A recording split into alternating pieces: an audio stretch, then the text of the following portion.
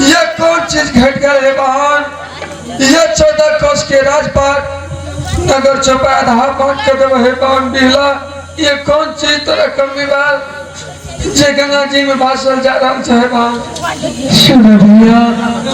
यह तो हर 14 कोस की राज,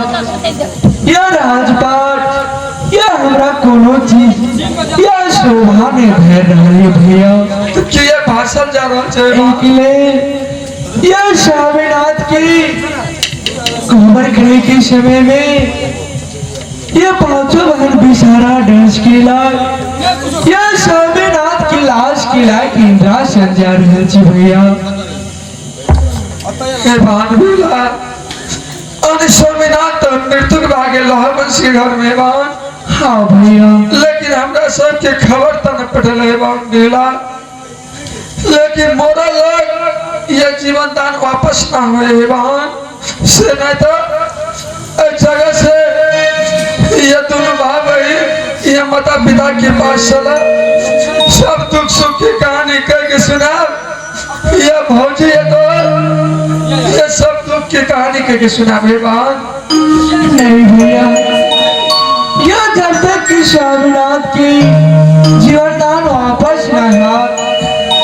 तब तक की लौट के ना नगर चौपा जाओ या नगर उज्जैनपुर जाओ भैया।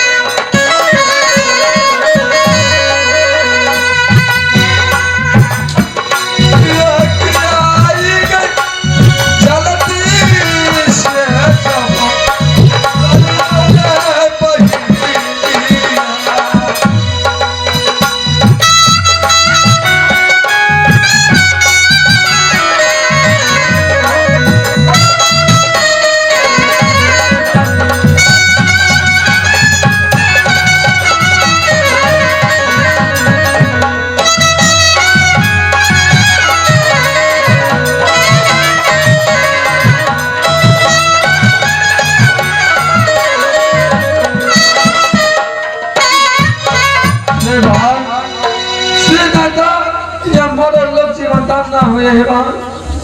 ये जगह चले माता पिता के पास ये भाई बहन दुख सुख की कहानी कह के सुना हीरा में गेलै बिहुला ना सबसे पहले तुम माँ के पास चले बाबा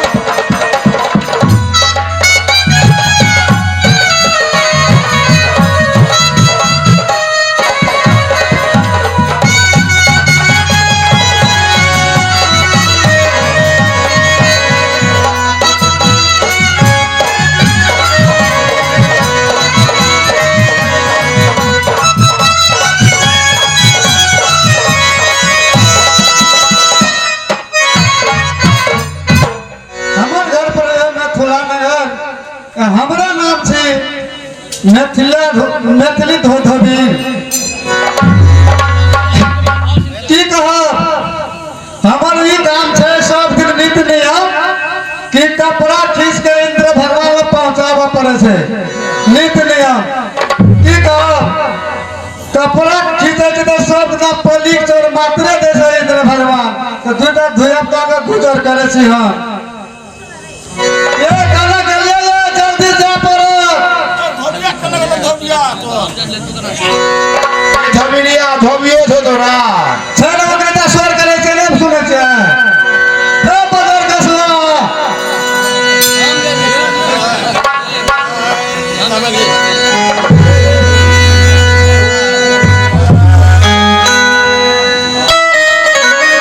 की कहो बाबू भैया खाके को बलान भले भाई हाल की लगना हो आँख नहीं सुझे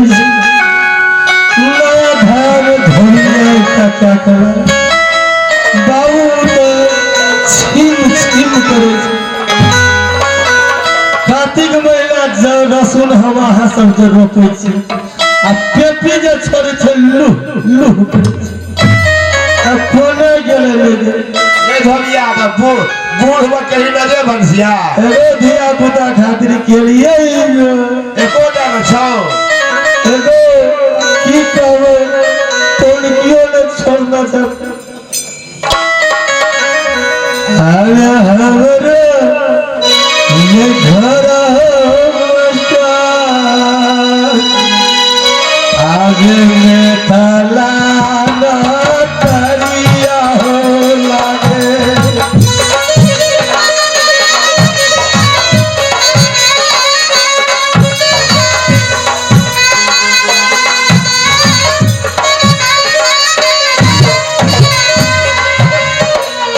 मास्टर जी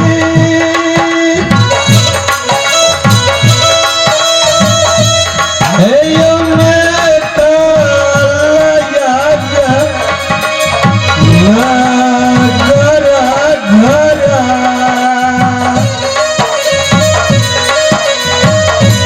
आगे नाम हतायला गया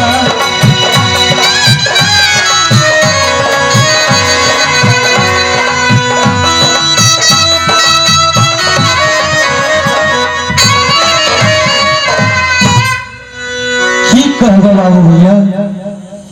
हमरा अखन तक 7 गो परिवार के लिए 7 गो में एकोटा नहीं छै पूत करन एकोटा में नहीं दुईटा परिवार जे छै अखनी ता एकरा त दबाई करत करत बाबू सिटी बैंक हमर बहुत जमई खाली भए गेल अरे धोबिया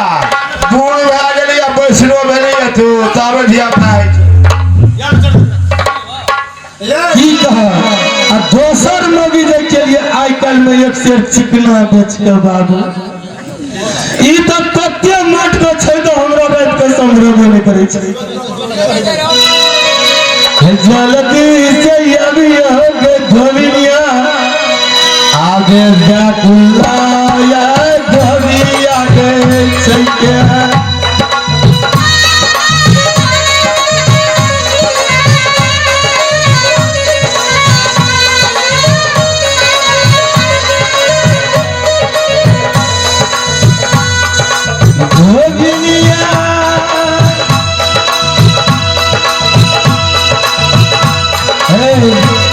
कन्या सुनू ना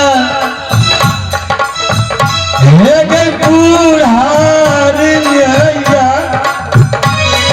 लागलियो है कन्या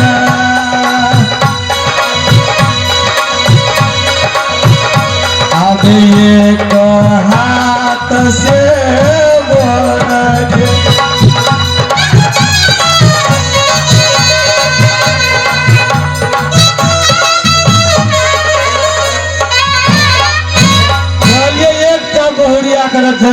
बुझे दुख सुख में लटल बुड़ल दोसर के देख कर अगर मजबूत क्या कर लाभ ए बजर खसुआ हैं ई 5 पसेरी के मोटा हमरा असगरे पकड़ा देना से अब मोटकी के वहना छोड़ दे से अरे गरीब है लियो लियो मोटा लियो एकरा ए आइ कल कते दवाई सुनीता रहलस न क्या कर लाभ न छी था यहाँ के हैं अब तकरा ई मोटा लगा दे छी आधमन क्या अच्छा अरे सुन हम तो जाइत छी इंद्रासन आ काम आहार के तो खाए है इंद्र भगवान ने ई जते कपड़ा छै इंद्र भगवान के छिए नीक से साफ क्या कर सट तक पहुंचा दियो आगे रास्ता तो पकड़ रह गए मलिया आगे या पड़ा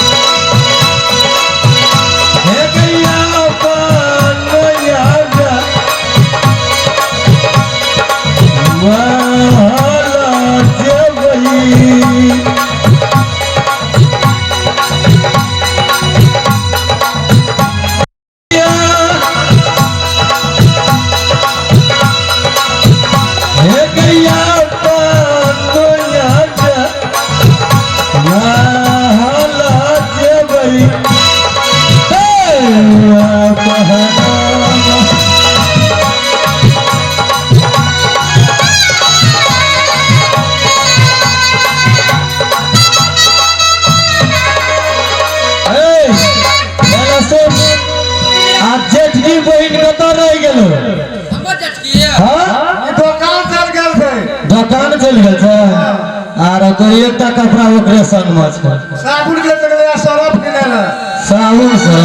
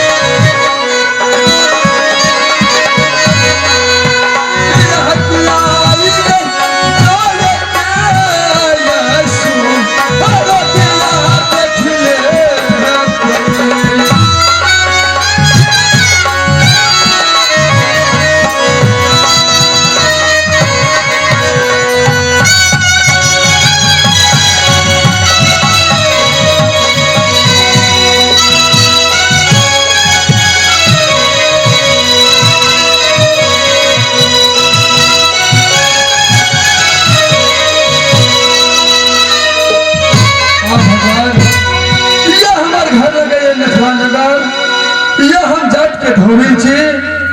और 7 दिन कपड़ा भीजे छी गंगा जी के धार में ये दोनों प्राणी ये चार व्यक्ति छे ये दुगो सोती रे एगो धोबिया ये बोर ये इंद्र भगवान के कपड़ा खींच के इंद्रासन पहुंचे छे यहाँ सीधा समर से ये चार गोर गुजर कर जीते हो ये खंडली धोबिया के ना देख रहल छी 12 बजे ये दिन ये कत ये वो घाटे में ये कपड़ा खींच के यार तो सबसे पहले धोबिया के जाके देखे छी ये मास्टर जी हमर धोबिया के ना देख लिया धोबिया लोहरा लिया हाँ बेचारे के आबे देखबे के बहिना आबे धोबिया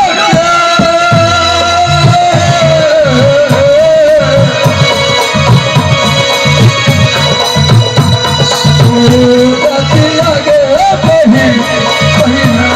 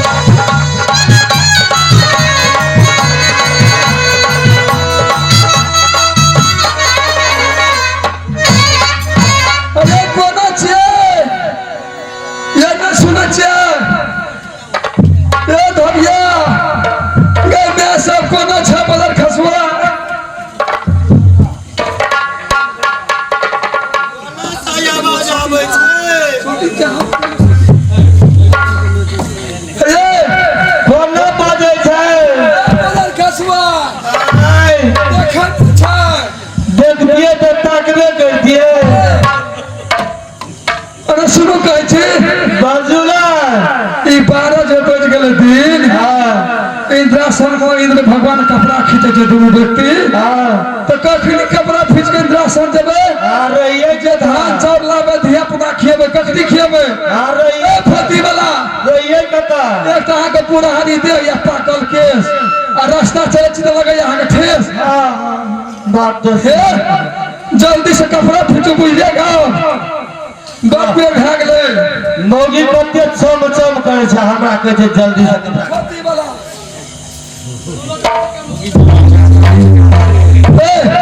छुर करे ना सुनो तो हमने हमरा के दिन गुजर जा आब हमरा दिन गुजर जेबे करते खाए खातिर पेट झड़ैया हमरा तानी ने केना खिबै छै अहाँ के खिबै या मरुआ रोटी ओय मंदिर भगवान कपड़ा से बुझले खिचना नहीं चकतरी नहीं हमरा हां चलो देखियो गंगा जी के धार छै बुझलेगा हां आई मिथिला घाट में चर्च में कपड़ा खींचू हमरा खींच कर दिया हम जब इंद्रासन लाकर अहाँ के खींच के जाता जब तब नहीं इंद्रासन जब इंद्र भगवान के पास तब दान दे जाबा अब तो कहीं लगल रही है दाग दूर तो जा दूर ना लागते हां जो धसुन छामा मिथिला घाट में हां बढ़िया से खींचू दसा दिया ले हां आई काट के दस देखे छै पत्थर छै टांग राख के जामे बदल खसुआ गिर बलो ना जा वो ना आ बढ़िया जा ये हकिया ये चलती से जावा अजय है स्वामी जी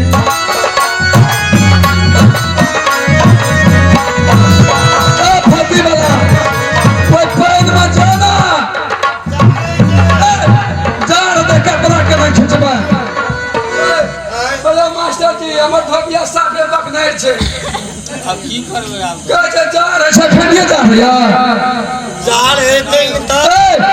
वो तो ना जाऊं सफा पांच जोड़ना खींच के तब कपड़ा दे हमरा काट के जाओ ना अरे धबिया सुइए जो लहाई ने हां सुधबे न करे छे पदर खसबा की का आंखें में सुइए ना लहान भैया अल्लाह जीवित नहीं हो तो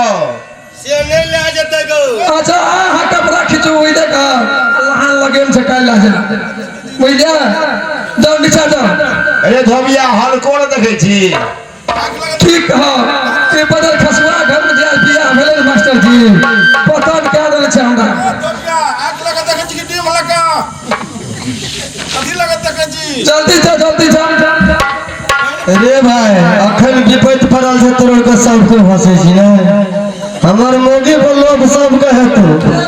बनक भैया के गाना भा गेल अरे का तक जाओ इधर निक से फेस ना लगे दिया बचाला दिल से चलियो या स्वामी का बड़ा हैया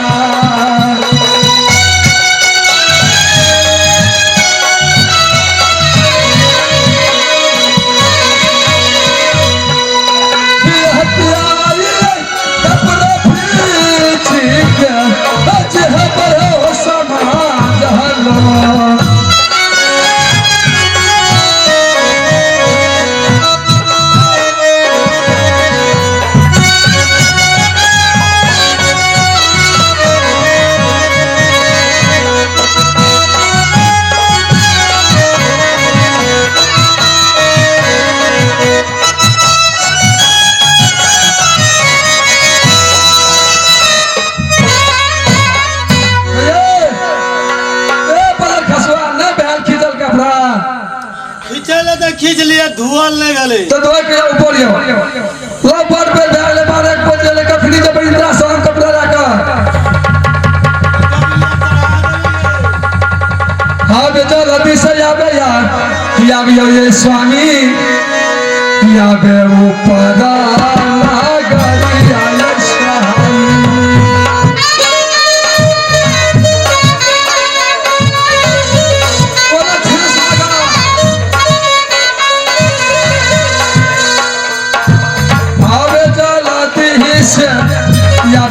स्वामी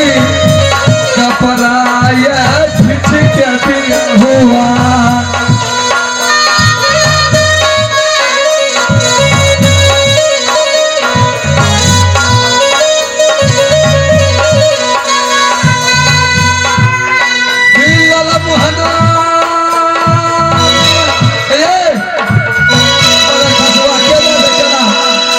गुलाम माच होते ना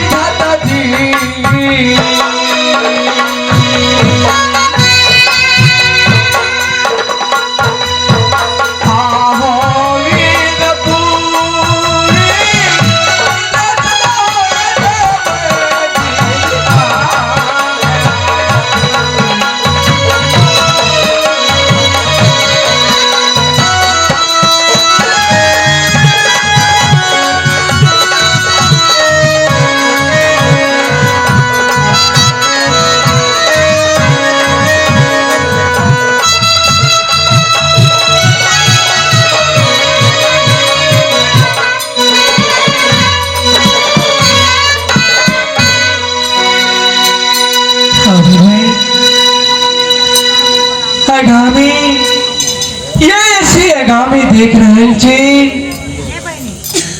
ये मिथिला ये नगर पहुंचलो भगवान, लेकिन मिथिला नगर में ये किनको ना देख रहे जी। एशियागा